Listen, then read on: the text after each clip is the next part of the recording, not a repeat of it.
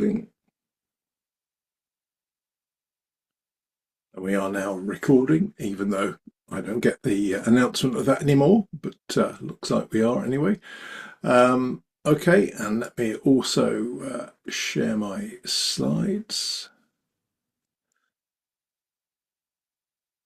Okay, which you should all now be able to see. So welcome everyone to our weekly call, first call in August. So happy summer to everyone. Let me just adjust some of my windows so I can see things. That's better. Okay, right. So the agenda for today, just to put that up, there was the possibility that we could talk about an internet draft, but it doesn't look like we're going to be doing that. So park that. We may come back to it depending on if who joins the call, but at the moment it's looking like that'd be a topic for a future call. We've already got one or two other internet drafts scheduled for discussion, so that might be a new one to add to the list. So I'll talk about some of the news headlines, and there's a few sort of deadlines that have surfaced this week, which I'll highlight. And also there should be a little bit more time than usual at the end of the call for anything else that anyone wants to share. I've already seen at least one announcement today since I sent out the news headlines from Infoblocks. Looking expectantly at Josh, just in case he wants to talk about that, assuming that it's been circulated within the company. I'm guessing it probably has, but that's an optional thing we may do, and there may be other stuff as well that comes up. So we'll see how the conversation goes this week. So it'll be a bit more of a sort of discussion, hopefully, this week. And I will studiously try not to look in the chat to see if there are even some even worse DNS related jokes that appear, which will be extremely distracting. It looks like Peter's and Josh's one has come back again. So maybe the punchline will land in a bit. Anyway, okay, right. So in terms of some of the news headlines, which some of you would have got these earlier in the day. In fact, some of you would have got two. I should have said that first. Sorry. My apologies due to a human error from my administrative assistant. You may have got last week's headlines as well as this week's, so sort of a double issue in case you'd missed some of the excellent things from last week. So do seriously disregard that. That was sent in error. The second email was the more relevant one. But anyway, from that, I sort of picked out a story on the Ethereum naming service, ENS, mainly because they sort of seem to surface every couple of weeks or so. Some of the blockchain-based sort of naming system related stories, ENS being the primary one, but every so often one of the other sort of similar naming schemes turns up. This one touches on the use case of digital identity as a sort of rationale for ENS. I'm somewhat skeptical of the value, but maybe it's just me. And I can see Kurt's put in the chat that it does indeed use .eth, so it's sort of a legitimate sort of TLD in the traditional DNS, if I can call it that, which is absolutely true. But I think the registration and sort of ownership, etc., does use a blockchain. But anyway, as I say, I'm somewhat skeptical. I think ENS is by some margin the biggest of those types of systems. And I think in the article it talked about 1.7 million registrations. So, yeah, relatively speaking, it's pretty marginal compared to the sort of mainstream sort of DNS related activities, but it's nevertheless persistent, and who knows, there may be a use case which causes it to accelerate in adoption. So hence I'll just pick those up as they come out. Perhaps more usefully, the DNS Research Federation published some of its latest DNS abuse analysis, looking at global TLDs, and it was comparing the sort of prevalence of DNS abuse on some of the new versus so-called legacy GTLDs and also CCTLDs. And then within the new GTLDs was looking within the categories, the sort of some of the differences in abuse. So interesting, in my view, analysis. Sort of top level headline.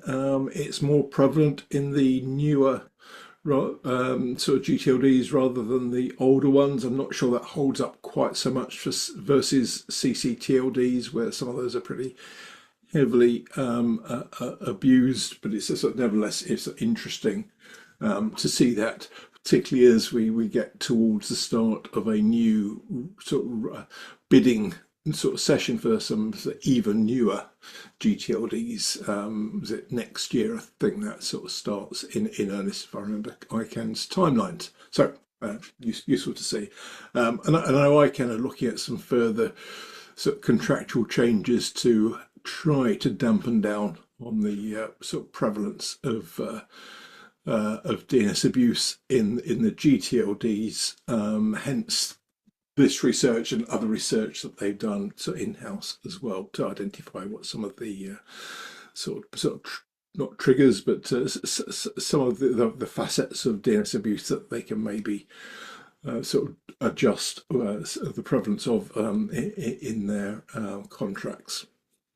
The other article which I thought was interesting was a piece looking at the increasing use of the DNS as a sort of lever for regulators and legislators. This is a sort of blog from Infoblox, and it sort of references, amongst other things, NIS2, the sort of latest NIST draft to its sort of DNS best security practices, and a few other sort of things as well, and as well as the adoption of protective DNS by a number of governments for their own use. From memory, I think UK, US, Australia, and I think possibly a couple of others as well. So it was, again, just interesting to see that sort of take on the DNS. Couple of other things just want to highlight on this screen from some malware which called Storm 2603, not the snappiest label for malware, but there you are. It's a sort of malicious actor, sorry, called Storm 2603, believed possibly to be based in China.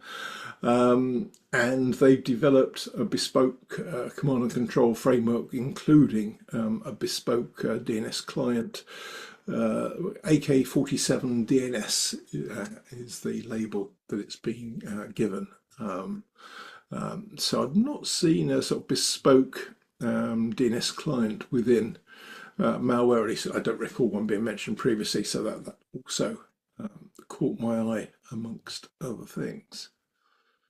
And then also there's a whole bunch of sort of internet governance related stories this week. No surprise on that as we move into the sort of more fully into the second half of the year, it being if you like, getting to the business end of the sort of UN-led review of the Internet Governance Forum and the sort of WSIS plus 20 process, etc. So there's a whole series of reviews taking place, and that's triggered a number of interesting articles, I think. So there's what sort of a few bits and pieces there. So you can see Joyce Chen showing her take on internet governance, a piece by William Drake from Columbia Business School, looking at a somewhat loaded phrase called enhanced cooperation, which sort of surfaced during the last sort of WSIS plus 10 round and was given, depending on your point of view, a particular meaning or no definition at all, and that's causing problems in the current very early stages of the WSIS plus 20 review, which I thought you might find interesting. And then just over the page, sort of a piece from sort of Gregory Francis, just looking at whether there's going to be a sort of further iteration on the governance processes as they apply to ICANN. And then finally, for good measure, unrelated to WSIS plus 20, the ICANN, I think through the Number Resource Organisation Number Council, NRONC, has been undertaking a review of the Regional Internet Registry's governance processes, which we talked about on this call a few months ago now. And they'd gathered comments on a draft of some updated governance processes, which hadn't, I think, been updated since the early 2000s. They'd asked for comments. They've had those. They've just published the comments, and later this year they'll be publishing an updated draft, which will take into account presumably at least some of those comments.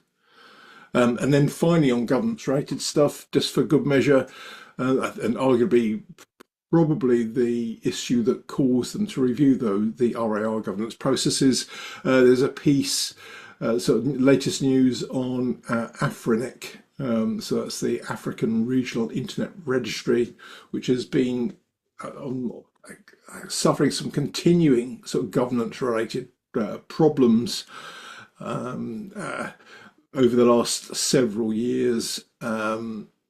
Looked like that's being sorted out, but sort of middle of last week, the president of Mauritius has announced he's asked a judge from the country's Supreme Court to undertake a full investigation of AFRINIC. The reason that's relevant, I think AFRINIC is headquartered in Mauritius, so if you like, they're the sort of lead African nation. That's correct. For it. So hence the review there. So looks like that's still got some way to go before it's resolved. But as I say, I think that probably triggered the review of RAR governance processes more generally. So a lot of policy stuff in the mix at the moment. So just going back, and also for good measure, the one I just skipped over, Catherine Scoggin, who I don't know, but she published a sort of her take on sort of DNS blocking and some of the potential sort of complexities there. In some way, I think it was a bit one-dimensional because it was very much ICANN-centric in its review. So it focused, in my view, on the ICANN definition of DNS abuse for its analysis rather than looking more broadly. Because the example I gave on the chart, she believes for transparency and accountability, it's important to publish a full list of all blocked domains, which makes perfect sense on the face of it. But actually, it'd be quite problematic to publish a list of all blocked CSAM-related domains, because that would be a helpful directory for people that may be interested in such content if they were able to bypass the blocking, and actually will be illegal in some countries. So it was an interesting piece, but I think slightly more complex than her analysis. So as I say, quite a few sort of governance-related things, more so than normal, in fact, this week. I don't know if anyone had any particular perspective. Let's see a few comments in the chat on AFRINIC in particular. So if anyone wants to jump in on that sort of RAR review or AFRINIC specifically, feel free. I'll just pause there for a moment if anyone wants to add some additional understanding.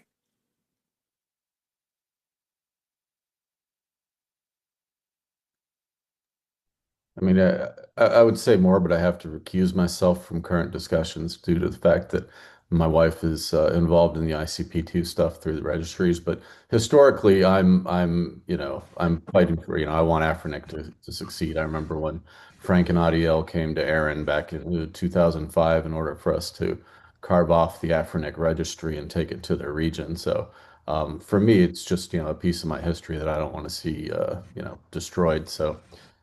Fingers crossed that Liu Hang or whatever doesn't make that push and Afrinic have to be dissolved or worse.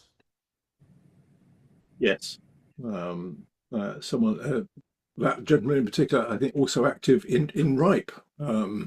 Most recently, with some interesting sort of posts to the RIPE mailing list for any of us that subscribe to that. But yeah, it would. I wonder whether this review of the governance process might prepare the ground a little to make it easier to take more sort of direct action if required to try and sort of address the problems, because they have been dragging on for what, 2 or 3 years, possibly longer, certainly a while now. To the extent that I think the board, where people are timed out through term limits, are now not quorate, so can't make decisions. Yet it was because of the governance problems, it was impossible to appoint new people to the Afrinic board. So it got to an impasse on decision making, amongst other things. But anyway, yeah, governance is complicated for any of us that are involved in any of that. Okay, so that was sort of most of the sort of DNS and policy related stuff in the news. There's plenty of other things as well. Again, I just highlight a handful of those. So where are we? What's the date? The 4th. So I think on the 2nd, the European Union rules on AI governance sort of kicked in. If you're in that space in the industry and supplying relevant services into the European Union, then just be aware that those are now applicable. Be interested to see what, if any, impact that has. There's a sort of curious piece about a battle on sort of privacy orientated battle on face recognition in the US. It kind of feels like that ship has sailed somewhat, but who knows? On occasion, sort of the legislative process can throw up some strange things. So I guess we should watch that. And then also, I saw Akamai published a piece on how to block AI bots to reclaim control of your content. Bearing in mind when we're talking about the ITF meeting, and I think Cloudflare's stats that 30 to 50% of current traffic seemed to be generated by bots and crawlers of various descriptions. So quite a significant overhead on infrastructure, but also from a publisher's point of view, not only with potentially heavy overhead on the infrastructure, but potentially not generating traffic to the originating site as much as previously. I think largely down to sort of summaries being generated often by so generative AI, so obviating the need to sort of go to the source site to see the detailed content. So I think Cloudflare published some have actually sort of initiated some tools in that space a few weeks back. So obviously, Akamai also sharing their thoughts. And, I'm no doubt all of the CDN operators are absolutely tracking that issue at the moment. A couple of other things, just briefly. This one seems to have been running for a while now, the sort of governance related about the online safety rules, and depending on your perspective, some claims that they may have a chilling effect on freedom of expression or free speech. Seems to be used somewhat by some some of the tech sector to try and get sort of political cover to not comply with whether it's the UK Online Safety Act or the sort of Digital Services Act within the EU and other similar acts in other jurisdictions. So there seems to be rumbling on at the moment. And then finally, the other one that I'll just highlight, and I'm sure there are different views on this, but putting a figure on the cost of poor cybersecurity last year from Akamai, $3.1 billion US. Possibly a bit of a smaller number than I might have expected.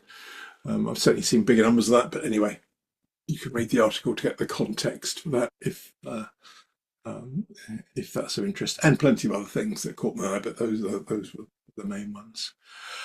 Just to highlight some deadlines. Well, the first one, which is literally today, if you want to go to OARC 45 in Stockholm in early October, the 7th and 8th, I think. Don't take my word for that, but I think it's the 7th and 8th. Then the early bird registration rate expires today. So you've got a few hours if you want to take advantage of that.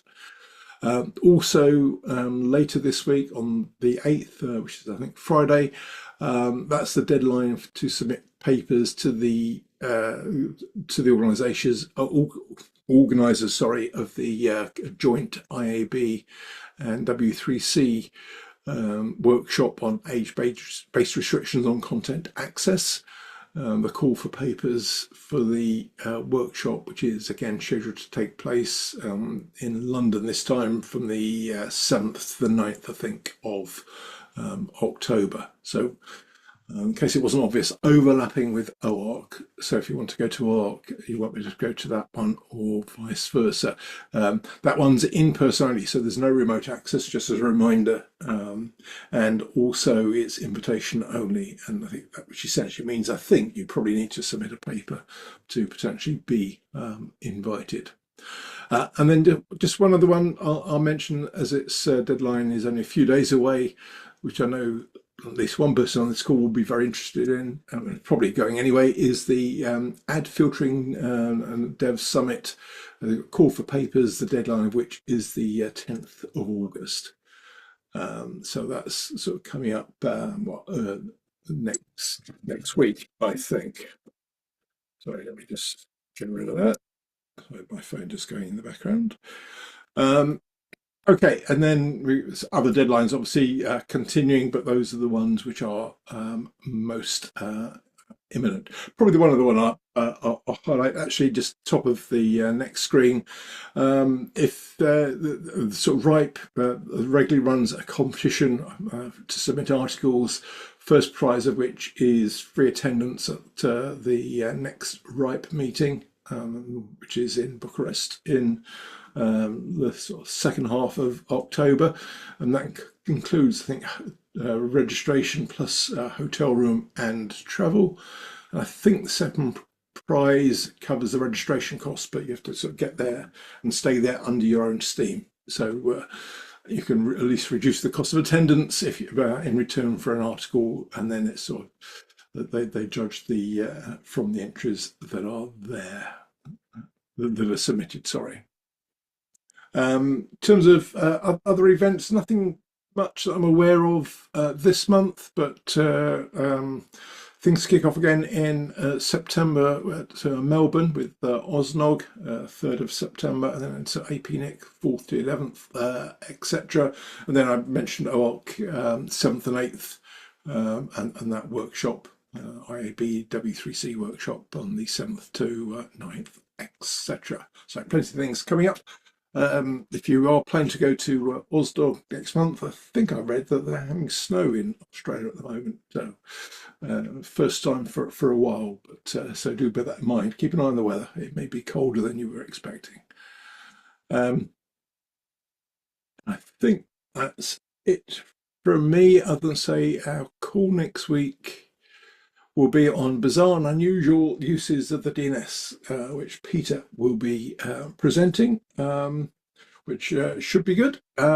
So if anyone's got any bizarre and unusual uses they want to flag to Peter, ping him a message between now and then, and who knows, you may see them featured in that presentation. But so let me thank our sponsors and pause there. So thank you, DNSOR, for the long-term sponsor of this call, and say anything that anyone else wants to jump in on in terms of things on your mind, things you want to comment on, etc. And it looked like Peter was about to unmute and comment. So I don't know if there was something you wanted to add, Peter. No, just bigging myself up. And yeah, if anybody does send anything, then I do try and give credit. So yeah, let me know. pgl@yoyo.org. I'm on Twitter and Mastodon, and yeah, LinkedIn, whatever, you can find me, I'm sure. Very quiet, Peter. I don't know if that's my end. No, it was actually really weird because he trailed off and like a perfect decrease in volume. It was a fade, very, very. You faded out I think dramatically. There's some strange thing with Zoom where it tries to combine microphones. Something like that. Anyway, sorry, but yeah, wait. You are there. Yeah. You weren't just doing a classy fade. Fantastic. And yeah, good to see that you should be presenting here at the Ad Filtering Dev Summit in wherever that was, Cyprus, I think. I won't swear to that. Anyway, Alexei, I see you have Limassol. Limassol, yeah, should be Yes. lovely. So Alexei, sorry, you had your hand raised. Yeah, so I'm giving a hacker or directing a hackathon on DNS catalog zones. I'm trying to help organizations adopt it in their internal and external automation of secondaries. And I thought this might be a good place to tell people about it. You got a link? You preempted that. You have a link in the chat. I presume nog.fi Yes. event/41. Fantastic. Yes. So this one is going to be in Espoo in Finland, in the capital region, but I'm also open to recreating it elsewhere. Brilliant. All right, well, I'll make a point of including that link with the sort of link to the recording as well, so that will get it to a wider audience. So thank you for highlighting Thanks. that. And I can see, Kurt, you've got an interesting question in the chat about DNS4EU, given that Robert came on the call a few weeks ago to talk about the DNS4EU public resolver was operational, and asking questions whether anyone's got any opinions of it and any sort of experience of using it, and your own initial experiences are quite good. To paraphrase your comment. So I don't know if anyone else has got any first-hand experience just yet of the resolver DNS4EU.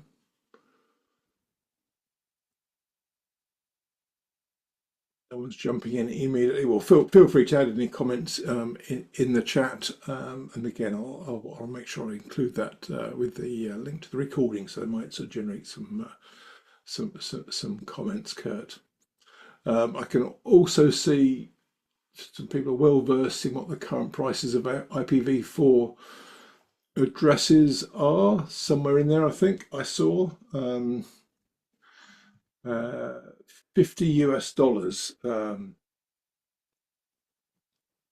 possibly. I know they do fluctuate in fairness. So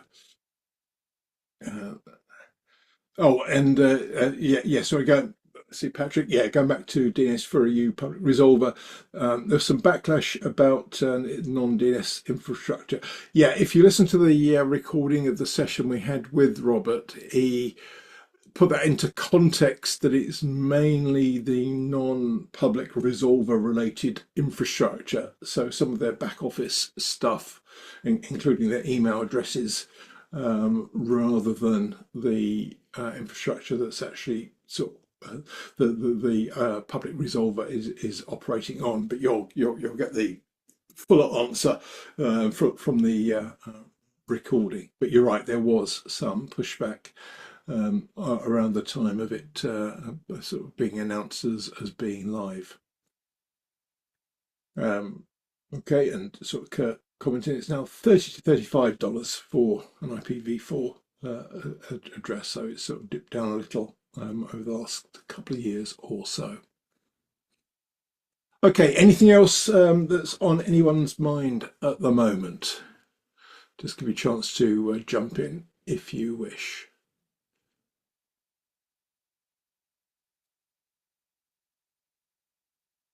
Look like anyone's typing. I don't see anyone unmuting.